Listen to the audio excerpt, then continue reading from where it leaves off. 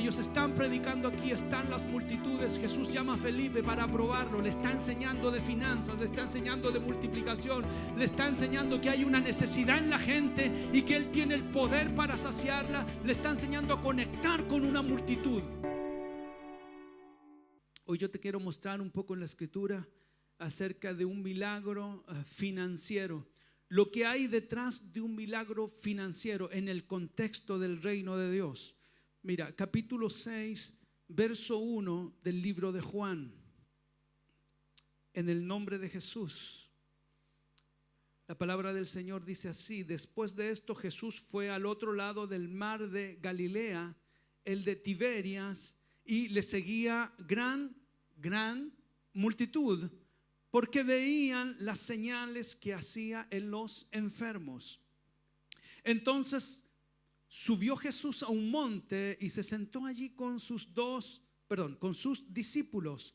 Y estaba cerca la Pascua, la fiesta de los judíos. Cuando alzó Jesús los ojos y vio que había venido a él gran multitud, dijo a Felipe: ¿de dónde compraremos pan para que coman estos? Pero esto decía para probarle, porque él sabía lo que había de hacer. Felipe le respondió: 200 denarios de pan no bastarían para que cada uno de ellos tomase un poco. Uno de sus discípulos, Andrés, hermano de Simón Pedro, dijo: aquí está un muchacho que tiene 5 panes de cebada y 2 pececillos. Mas, ¿qué es esto para tantos? Entonces Jesús dijo: hacer recostar a la gente. Y había mucha hierba en aquel lugar, y se recostaron como en número de 5,000 varones. Y tomó Jesús aquellos panes, y habiendo dado gracias, los repartió entre los discípulos, y los discípulos entre los que estaban recostados, asimismo de los peces, cuanto querían. Y cuando se hubieron saciado, dijo a sus discípulos: recoged los pedazos que sobraron, para que no se pierda nada. Gloria al Señor. Amén. Qué maravilloso milagro. Qué bello, qué hermoso. Dios haciendo un milagro de multiplicación en medio de miles y miles de personas. Él está predicando, está sanando enfermos. Dice la escritura que Él sanaba enfermos, y la gente vio estas sanidades. Entonces mucha gente se acercó. Seguramente viendo esto empezaron a creer, dijeron: oye, algo poderoso está sucediendo aquí. Vamos a ver si es que es de Dios, no es de Dios, no sé. Sigámosle, conozcámosle, revisemos qué está sucediendo. Y vino gran multitud y lo estaba siguiendo. Y en medio de esta gran multitud, dice la escritura que Jesús vio que había que darles de comer. Seguramente estuvo todo el día compartiendo, conversando con ellos, y llegó el momento de la hora de tomar el té, ¿cierto? Y hay algunos que se ponen muy mal genio, y dijo Jesús: antes de que quede una embarrada aquí, se pongan a pelear entre ellos, porque algunos ya van a empezar a tener hambre. Vamos a darles algo de comer. ¿Qué haremos, Felipe? Él dice que habló con Felipe, pero le habló para probarlo. Él le quería enseñar algo a Felipe, le quería mostrar algo. Particularmente yo leo aquí en estos versos de la escritura, el verso 6 dice: pero esto decía para probarle, dice. Lo quería probar, le estaba haciendo una prueba. El hombre de Dios. ¿Cuántos quieren servir a Dios aquí? ¿Cuántos hombres, cuántas mujeres quieren servir a Dios? Perfecto. Ustedes van a pasar por pruebas. Jesús les va a hacer pruebas. Él le va a hacer pruebas con el objetivo de enseñarles algo. Felipe tenía que aprender algo. Cuando tú estás pasando por una prueba, normalmente no sabes que es una prueba. Felipe no sabía que era una prueba. O si no, cuando Jesús le pregunta, Felipe le ha dicho: ya sabemos ya que es una prueba. Pero Felipe tuvo una respuesta, no tuvo la respuesta correcta, porque no tomó en cuenta la soberanía y el poder de Dios. Él dice así: pero esto decía para probarle, porque él, Jesús, sabía lo que había de hacer. Jesús tiene una gran obra que hacer. Escúchame, sobre Santiago de Chile. Te voy a hablar cosas contextuales. Sobre Santiago de Chile hay tantas almas hoy en día que están esperando a su Salvador, que están esperando que un hombre, una mujer de Dios como tú se levante como una respuesta de amor y de fe para ellos. Dios tiene su cuerpo y es la iglesia. Dios no viene así como si se salta sus protocolos y sus procedimientos. Él puso a la iglesia sobre la faz de la tierra con sentido de nación, con sentido de ciudad, con sentido de continente. Él les dijo a sus discípulos: me van a ser testigos aquí en Jerusalén, en Judea, en Samaria y hasta lo último de la tierra. Él los envió para que fueran por las almas, para que fueran por las ciudades, para que fueran por naciones y conquistaran con su amor y con su palabra. Ese es el sentido de la iglesia. La iglesia debe trabajar, la iglesia debe sentir la necesidad. Todos los que levantaron la manito porque saben que tienen un llamado de Dios. La necesidad que tiene Dios hoy día está delante de ti. Se llama Santiago de Chile, se llama Chile inicialmente. Después los alrededores: Argentina, Perú, Brasil, Bolivia, Uruguay, Paraguay, Estados Unidos, no sé, seguimos. Europa, Francia, Inglaterra, Alemania, sin límites. Cuando te digo esto, te lo digo bien en serio. Te lo estoy diciendo en un ambiente cristiano. A lo mejor si le digo a algún inconverso que va pasando afuera: el Señor nos va a usar y nos va a mandar a Francia, me va a hacer así con el codo, me va a mostrar esta. Pero el cristiano no, el cristiano es algo bíblico lo que te estoy diciendo. Tú tienes que proyectarte con sentido de nación, con sentido de globo terráqueo. El Espíritu de Dios, por medio de la fe, te va a impulsar para que seas una respuesta de Dios. Estos hombres estaban siendo preparados con sentido de nación. Estos hombres tenían que ser capaces de lidiar con la multiplicación. Para poder conquistar una ciudad no lo puedes hacer con 10 pesos, ni con 1000, ni con 5000, ni con 1 millón. Necesitas millones de dólares para conquistar una ciudad. Y para tener millones de dólares necesitas contar con la estrategia y con el poder del Espíritu Santo de Dios para lograrlo.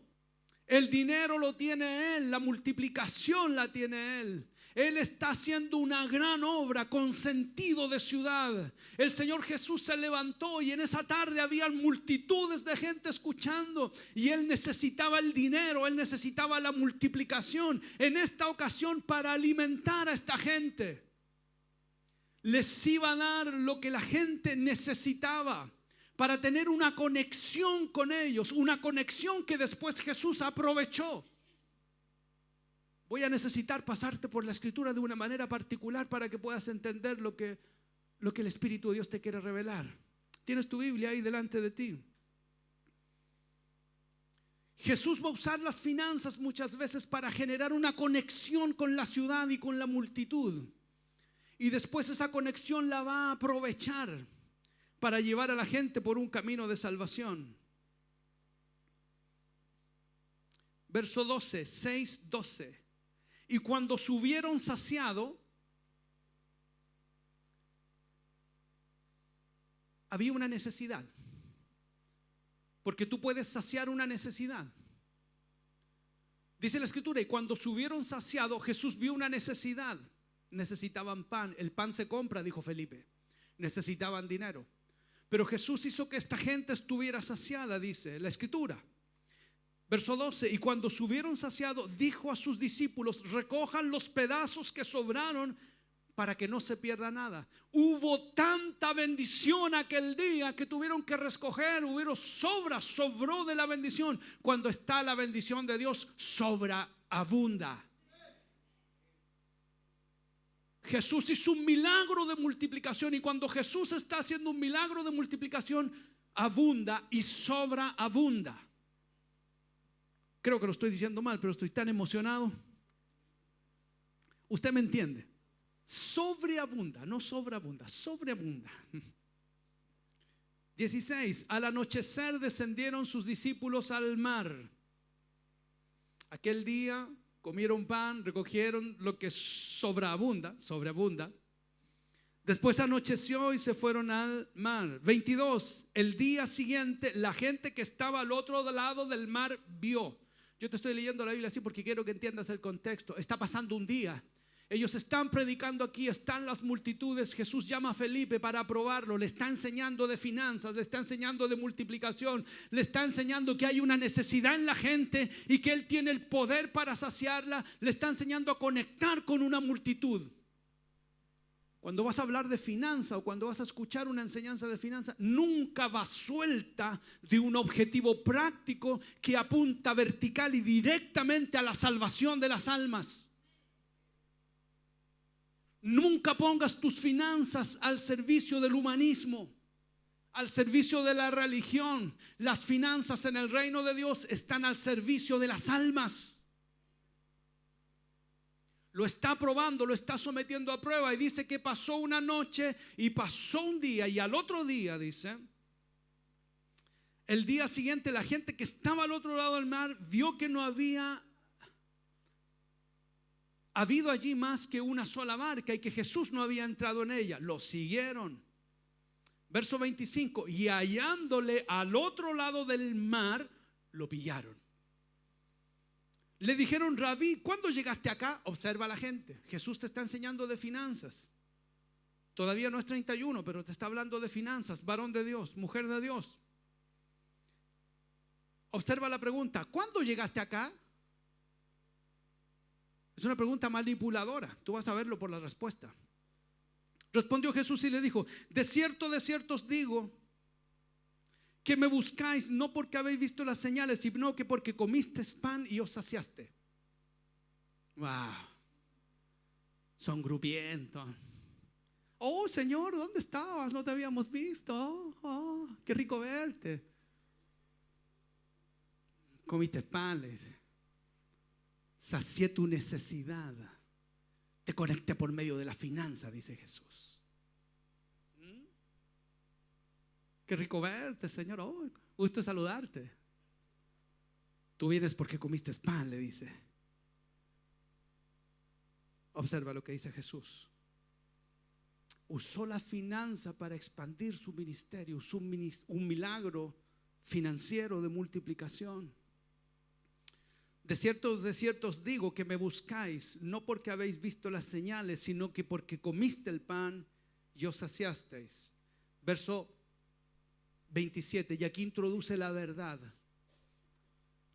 que es necesaria. Aquí le quiere dar lo importante a esta multitud y le dice: trabajad no por la comida que perece, sino por la comida que a vida eterna permanece, la cual el Hijo del Hombre os dará, porque a este señaló Dios el Padre. Ahí tienes el uso de la finanza con un objetivo práctico. Cuando vas a hablar de finanza o cuando vas a escuchar una enseñanza de finanza, nunca va suelta de un objetivo práctico que apunta vertical y directamente a la salvación de las almas. Nunca pongas tus finanzas al servicio del humanismo, al servicio de la religión. Las finanzas en el reino de Dios están al servicio de las almas.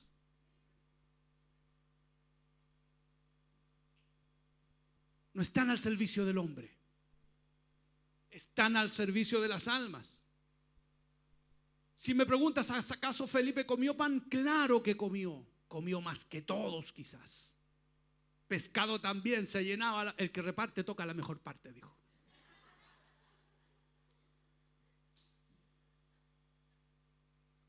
¿Quieres seguir aprendiendo de esto? Vuélvete atrás, capítulo 6. Verso 5. La idea general ya la tenemos, ¿no? ¿Sí? Nadie va a ser enriquecido por Dios con un fin humanista individualista. Las finanzas de Dios no están a disposición de los corazones egoístas y cobardes. Las finanzas de Dios tienen un propósito de bendecir multitudes. Las finanzas y los milagros financieros de Dios tienen un propósito de ciudad y están disponibles para el corazón que quiere servirle. Este Felipe estaba siendo probado. Felipe está en otra. Felipe quiere conocer otro aspecto. Él tiene que conocer otro aspecto. Verso 5. Cuando alzó Jesús los ojos y vio que había venido a él gran multitud, le dijo a Felipe, Jesús le dijo a Felipe, le hizo la pregunta. Están ministrando ahí Jesús con ellos. Felipe no sabía de lo que era capaz Jesús todavía. Veía un despliegue de poder, pero no entendía de la soberanía, así como muchos de nosotros no entendemos de lo que Dios es capaz, de la soberanía de Dios. Cuando Dios ha dicho, escúchame, hace más de 5 o 6 años atrás, la voz del Espíritu Santo de Dios vino sobre este grupo y dijo, necesito que pongan mi voz en las comunicaciones, necesito que se levanten sobre mi ciudad. Esa fue una orden de Dios. Dios es capaz de hacerlo. Dios tiene el dinero para hacerlo. Dios tiene la revelación para hacerlo. Dios tiene las fuerzas para hacerlo, tiene la sabiduría para hacerlo. Él se lo propuso, es más, Él lo va a hacer. Se necesita una sola cosa que Dios no va a poner. Es la disposición y el tiempo tuyo y mío. Todo lo demás Dios lo tiene. Así que cuando Satanás te dice, no, a ti te falta conocimiento, no, eso es mentira, Dios tiene el conocimiento. No, lo que falta en esta iglesia son finanzas, eso es mentira, Dios tiene las finanzas. Es mentira, Dios tiene finanzas, muchas finanzas. Muchas finanzas. Más que todas las familias ricas de la tierra, Dios tiene más finanzas. Dios no tiene problemas con el poder. No, es que faltan milagros. No, Dios tiene milagros. Lo que muchas veces Dios no tiene son nuestros corazones. Lo que muchas veces Dios carece es nuestra disponibilidad. Eso se ha visto bloqueado con mentiras del espíritu del mundo. Yo veo como los creyentes, cuando son inspirados por el Espíritu de Dios, parten, reciben una voz pura del Espíritu de Dios. Y ellos vienen aquí y dicen, pastor, yo quiero servir a Dios. Quiero limpiar los baños, quiero limpiar aquí. Yo digo, mira, vamos a juntarnos el domingo. Llegamos a las 9, 8:45 parado allá afuera, 8:30 parado allá afuera. Quieren servir a Dios con todas sus fuerzas. Se preparan el día anterior, se levantan temprano o se acuestan tarde, pero igual se levantan temprano, colocan un despertador gigante para llegar a la iglesia y ser el primero en servir a Dios. Y después vienen las mentiras del espíritu del mundo para poder frenar la disponibilidad. ¿Sabes? Satanás no puede frenar la revelación. Satanás no puede frenar el poder de Dios. Satanás lo único que puede frenar es la disposición de un corazón humano para hacer la obra de Dios.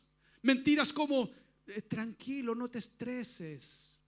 Oye, el servicio a Dios te está estresando, frena un poco, por favor. ¿Cuándo se ha hecho algo sin estrés? ¿Quién se compra una casa sin estrés? Te veo nervioso. Es que tengo que ir al banco, estamos pidiendo un préstamo. Me pidieron este papel, me pidieron este otro papel y el papel de más allá también. Ahí no tiene problema en correr de un lado para otro y rogarle al mundo. Y hasta inventos. ¿Tú me podías hacer un contrato y colocarme más en la liquidación, por favor, jefe? Porque tengo que... ¡Wow! Si alguien viene y te dice, oye, calma un poco el estrés, y pues, es una casa nomás, es un auto nomás. ¿Qué me estás diciendo? Es lo más importante en la vida. Yo tengo que estresarme y correr por esto. Esta es mi meta. Es mi meta en mi vida, es lo primero. Eso nos ha enseñado el espíritu del mundo. Pero cuando el pastor te dice, no, lo primero es la oración, lo primero es estar buscando al pie del cañón sirviendo a Dios. Este gallo es loco, es fanático. No es un buen religioso de este tiempo. Los pastores son como más calmos, más ordenados, caminan así en paz. Santiago necesita pastores locos y hombres locos, locos por Jesús, locos por la obra de Dios. Capaces de decir, no me interesa el estrés, no me interesa el cansancio, yo me voy a levantar temprano, yo voy a servir a Dios, yo voy a dirigir mis finanzas para servir a Dios. Cuando me vaya a comprar ropa, me voy a comprar ropa para servir a Dios. Cuando reciba mi sueldo, voy a apartar de mi sueldo el diezmo y una ofrenda para servir a Dios. Y con lo que quede, voy a comprar cosas que me sirvan también para servir a Dios. Me voy a hacer un corte de pelo para hacer. Yo no puedo hacerme un corte de pelo para servir a Dios. Tú puedes hacerte un corte de pelo para servir a Dios. Cuando haces con el pelo muy largo, le hablas de Dios a alguien, dice, este gallo chascón con esa cara chino más encima. Cualquier parecido con la realidad no tiene nada que ver con lo que estoy predicando. Entonces uno dice, me voy a cortar el pelo para servir a Dios. ¿Para que la palabra de Dios tenga otra fuerza, otro poder de credibilidad? Disposición. ¿Cómo llegué ahí? No sé. Pero Felipe estaba ahí y estaba dispuesto y se le estaba enseñando. La enseñanza no falla. Dios siempre tiene su enseñanza y tiene su prueba. Cuando alzó Jesús los ojos, vio que había venido gran multitud y le dijo a Felipe, ¿de dónde compraremos pan para que coman estos? Dios mismo pone la interrogante en ti. ¿Cómo lo vas a hacer? Pero esto decía para probarle. ¿Por qué? Porque él sabía lo que había de hacer. Jesús sabe lo que va a hacer. Jesús no tiene problema con lo que va a hacer. Te voy a enseñar un poquito más de otro adherente que tiene esta prédica, esta enseñanza, valga la redundancia.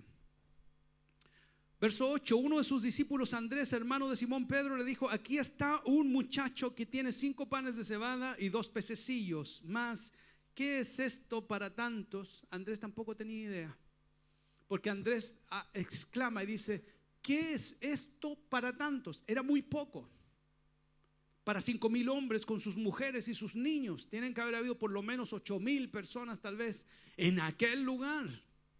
Y este Andrés encuentra a un muchacho con 5 panes y 2 peces. Escúchame, te voy a explicar algo. Un pan de cebada no es algo pequeño, no es como las halluyas que comemos nosotros ahora. Era un pan más o menos grandecito que no se cortaba con cuchillo, se partía con la mano y tú tomabas un pan y lo podías partir en unas 4 partes. 4 personas podían comer de un pan. Este muchacho andaba con 5 panes y 2 peces.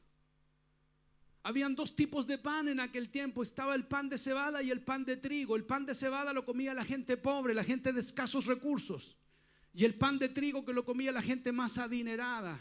Este era un muchacho, era una persona que tal vez estaba iniciando sus caminos en la vida. Él no tenía su auto todavía. Él tal vez estaba pagando un pequeño auto.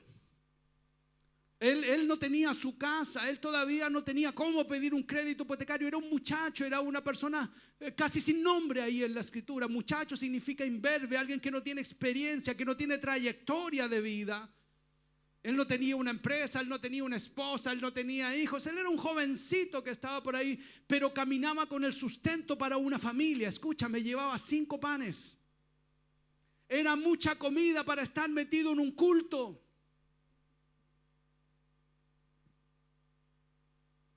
Este tenía expectativas. Yo siento la unción del Espíritu Santo en este lugar.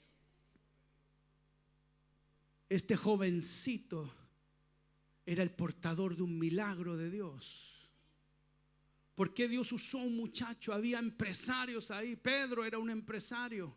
Él era hijo de una familia que tenía un gremio de pescadores. Ellos se dedicaban a trabajar la pesca, eran microempresarios, tenían gente contratada. Pedro y su hermano salieron de ahí, dejaron gente que les atendía sus negocios con su padre. Estos tenían dinero para traer unas buenas cestas de pescados, pero Dios tuvo que usar a un muchacho. Sabes que mucha gente cuando empieza a caminar en el ministerio se pone egoísta y cobarde con las finanzas. De a poquito te recortan el diezmo, de a poquito te recortan la ofrenda. De a poquito con lo que Dios te da empiezas a fijar tu atención en lo que el mundo te ofrece, y Dios quiere hacer un milagro financiero a través de tu vida y tú le pones el freno, y ahí es donde viene el momento de la prueba y de la enseñanza sobre tu propia vida. Dios tuvo que usar a un muchacho porque todavía está con su mente pura, con su mente limpia frente a estas cosas. Él caminaba. No era un muchacho que tuviera muchos recursos. A lo mejor ahí llevaba la comida de la semana o de unos 2 o 3 días. No llevaba mucho pescado. El pescado era un elemento un poco más decorativo que el pan. Pero llevaba 2 peces. La palabra del griego, no recuerdo la palabra que usa aquí, pero habían también, se clasificaban en 2 o 3 los tipos de pescado. Este era un nombre que se ocupaba para nombrar la sardina, que es un pescado chico, un pescado pequeño. Es decir, te iba a tocar un buen pedazo de pan, pero un pedacito chiquitito de... Yo recuerdo años atrás, acá almorzábamos en Santiago de Chile. Acá se tomaba Coca-Cola solamente los domingos. Se compraba una Coca-Cola familiar y era de litro, no hacían las garrafas de Coca-Cola que te hacen ahora como de 20 litros. La Coca-Cola familiar era de litro y era de vidrio, pesada. Así era. Y se compraba 1 litro de Coca-Cola y el litro de Coca-Cola había que hacerlo durar, así que se le daba un vasito a cada integrante de la familia y quedaba un conchito y ese era para el regalón que era yo. Imagíname así de unos 7 años, así gordito, con el pelo largo, coloradito, regalón de la abuelita. Así que me acuerdo clarito que la Coca-Cola era, la sardina era como eso, era un poco como decorativo. Si había harto pescado es porque había plata, pero normalmente había mucho pan y poquito pescado. Este era un joven de escasos recursos, pero era un joven de fe que no titubeó. Escucha, el muchacho tenía más idea que Felipe y tenía más idea que Andrés.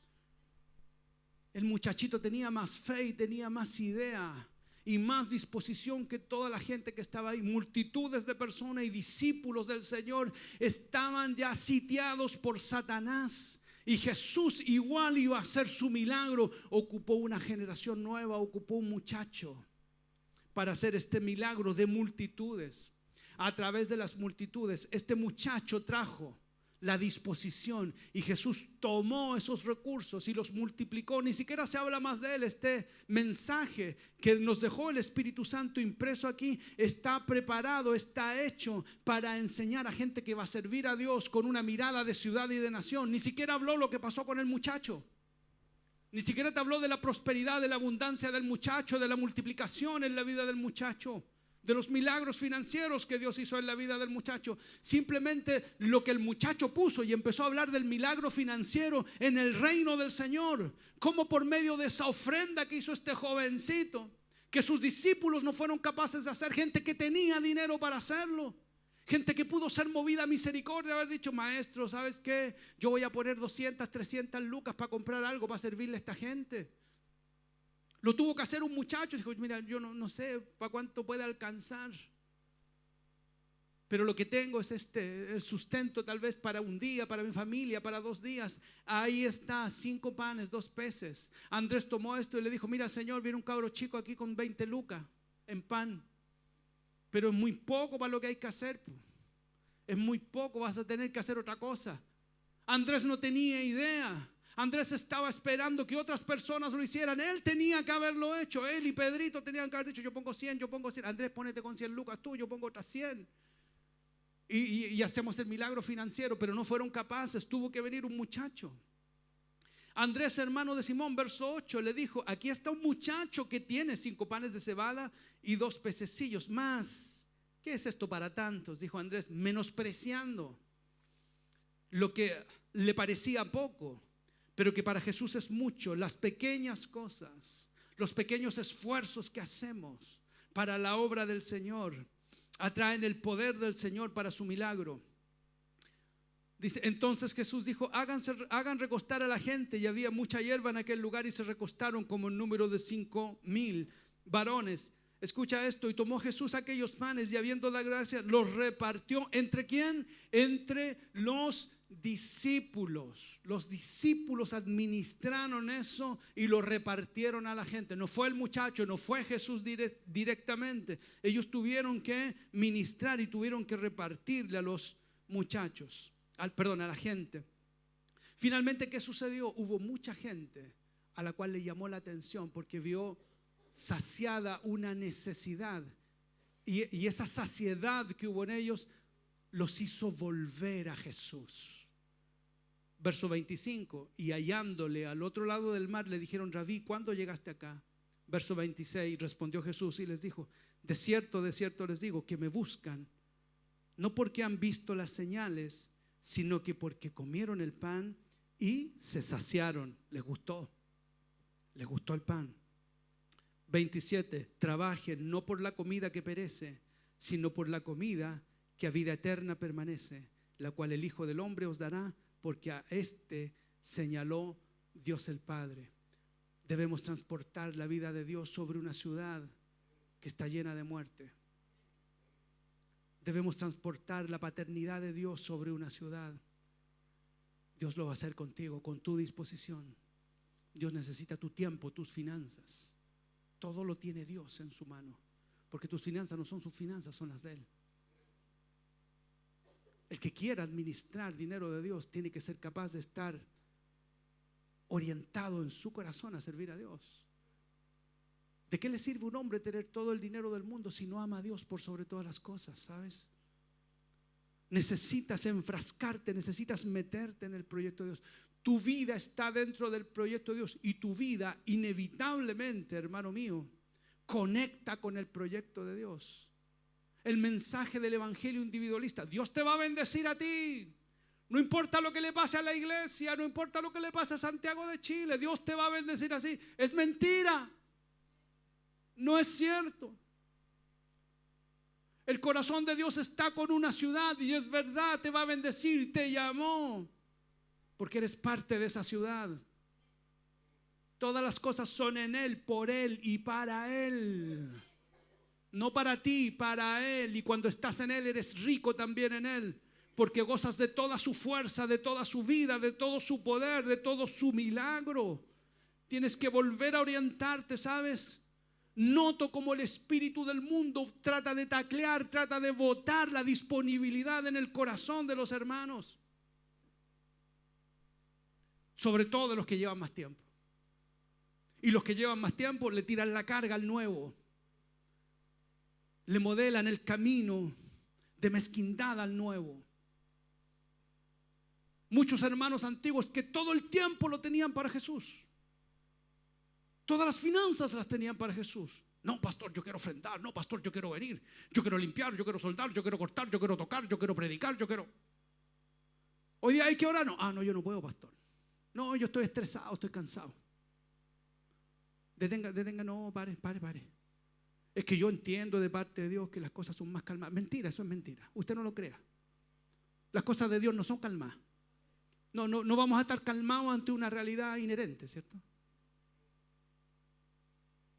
¿Sabes este fin de semana cuántas personas se suicidaron? ¿Cuántas violaciones hubieron? Nosotros estamos sentados aquí perfumaditos, cantando canciones, disfrutando del aire acondicionado. ¿Sabes cuántas personas están devastadas esta mañana? Porque tal vez le entraron a robar a sus casas y los dejaron vacíos. ¿A cuántos apuñalaron anoche? Es fácil decir, no, estemos calmados, pastor, usted es muy acelerado. No estemos calmados, estemos acelerados mejor, hermano. Porque no puedes hacerle la vista gorda a esas cosas.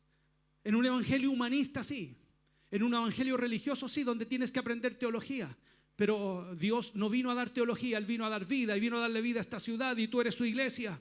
Así que tienes que hacerte cargo, tienes que hacerte responsable.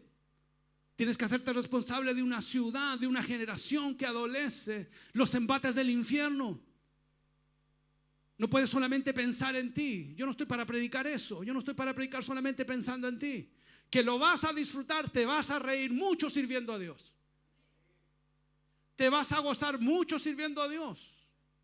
Porque Él es abundante. Si predicas, hay abundante ciencia, sabiduría, revelación para ti. Si oras por los demás, si te gusta orar, ten por seguro que el Espíritu Santo te va a cargar y te va a enseñar a fluir en sus dones y en su unción.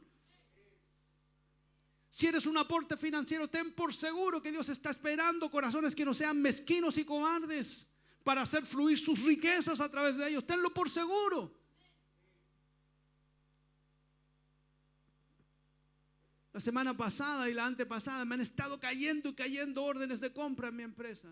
Yo digo, Dios, que no hay otro hermano en la iglesia que tenga un corazón valiente. Bendice económicamente a otro. El secreto está en el corazón. ¿Dónde está tu corazón?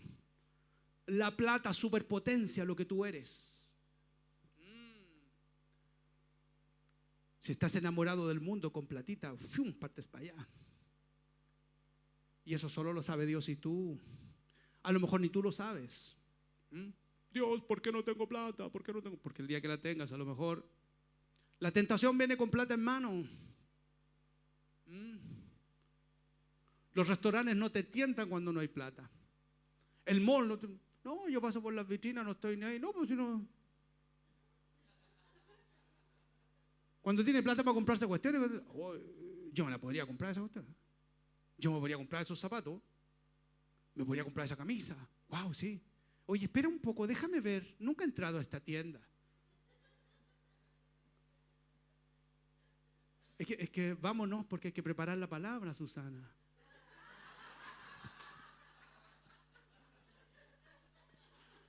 Es que mira, las carteras están en oferta.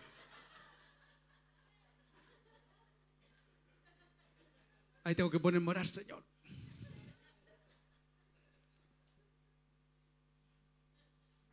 Claro, es difícil. Lo he visto muchas veces. He visto mucha gente que cuando no tiene nada pone los 5 panes y los peces. Pero cuando empiezan a tomar las finanzas de Dios, cuando Dios les da confianza, les dice: por los 5 panes y los peces que pusiste, voy a empezar un negocio contigo y voy a confiarte mis finanzas con objetivo de ciudad y de nación. Ya leíste ya en el verso 27, ¿no? Ustedes comieron pan y se saciaron y volvieron a mí, pero yo les voy a enseñar ahora que tienen que ir por la vida, no por los panes. Contactó con la multitud a través del milagro financiero que le hizo al muchacho. Dios espera esos corazones. Pedrito y Andrés ya andaban en otra, ya estaban incrédulos. No, Dios no lo va a hacer. O sea, lo que yo me gano en las barcas queda para mí primero, porque Dios no tiene poder de hacer milagros financieros. Por eso es que vinieron a Jesús y le dijeron: aquí hay un cabro chico con unos panes y unos pescados, pero es muy poco, no alcanza para nada. Ellos estaban ya con la mirada entenebrecida. No alcanza y nunca va a alcanzar. Así que como Dios no tiene poder financiero, yo me aseguro yo. Pesco mi plata para mí, porque yo tengo que asegurar para cuando sea viejito. Tengo que asegurar porque si el día de mañana, se imagina, me resfrío y no puedo trabajar, entonces tengo que asegurar el día de mañana, tengo que asegurar cuando sea viejito, tengo que asegurarme para viajar en el verano, tengo que asegurarme para la parafina en el invierno, y así puedo asegurar los próximos 50 años de vida que me quedan y nunca tener una chaucha para Dios.